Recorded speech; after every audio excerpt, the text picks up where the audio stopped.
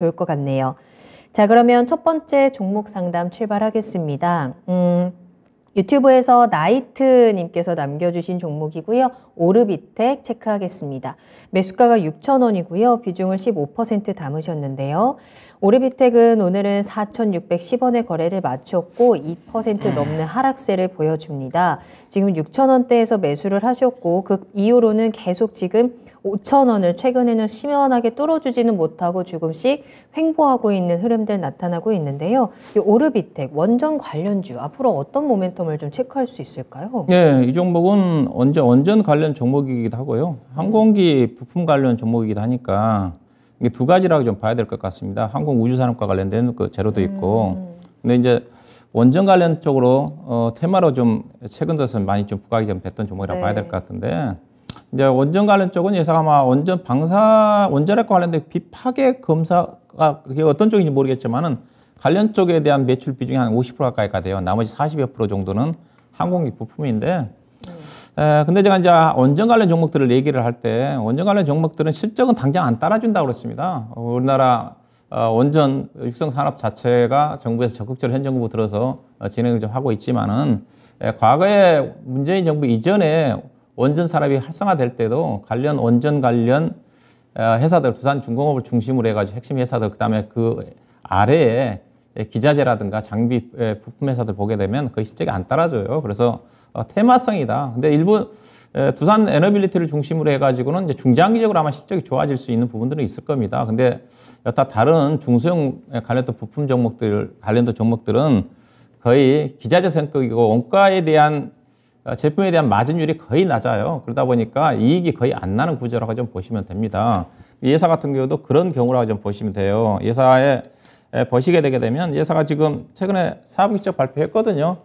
작년도에 지금 무려 116억 적자가 났어요. 영업 적자가 났고 2020년도에 72억 적자 났고 2021년도에 잠깐 100억 흑자 났다가 작년도는 매출액 감소와 함께 116억 정도 적자가 났고 작년 4분기 실적이 발표가 됐는데 4분기는 약간 13억 정도 영업 흑자가 났는데 이익이 안 나면 이들 회사들 같은 경우는 계속 재무 내용 자체가 안 좋아질 수밖에 없거든요. 그러다 보니까 부채 비율 보시다시피 2017년도에 91% 정도 되는 회사가 2021년도에 132%인데 작년도에 148억 정도 적자가 났기 때문에 거의 제가 부채 비율 작년 연말 기준으로 보면 200% 가까이 올라갈 것 같아요. 이들 종목들은 올해는 더 안 좋아질 수밖에 없습니다. 왜냐하면 부채 비율이 올라가고 또 올해는 작년도에 비해서 고금리와 관련된 이자 비용들이 반영될 수밖에 없기 때문에 올해도 실적을 작년보다 올해 더 어렵기 때문에 기대할 수가 없어요. 그래서 최근의 시장의 특징 자체가 이제 과거의 테마로 부각됐던 종목들 중에서 실적이 따라주지 않으면 전혀 못 가거든요.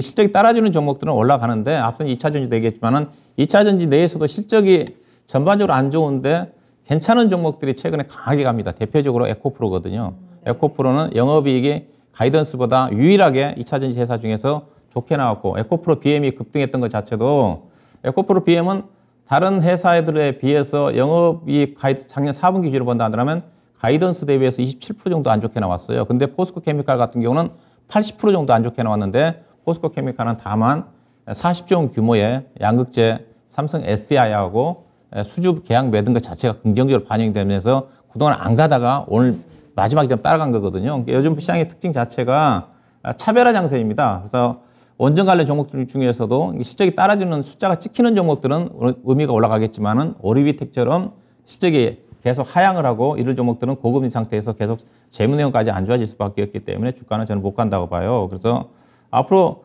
원전 관련 쪽과 관련된 부분 자체는 나올 만큼 지금 다 나왔다고 보고 있거든요.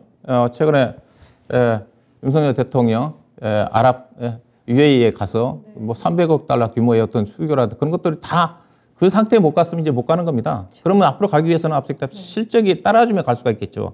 근데 따라주기가 쉽지 않거든요. 그러면 이거는 희망을 가져서는 안 돼요. 더구나 물타기 하지 마시고요. 6,000원대 사서 15% 정도 되면 되는데 다른 거 가더라도 못 갈 겁니다. 지금 코스닥 시장을 중심으로 해서 중소형 종목들이 지금 강하게 움직이는 장세가 좀 전개가 되고 있는 쪽인데 지금이라도 좀 매도하셔서 교체 대응할 필요가 있지 않겠는가.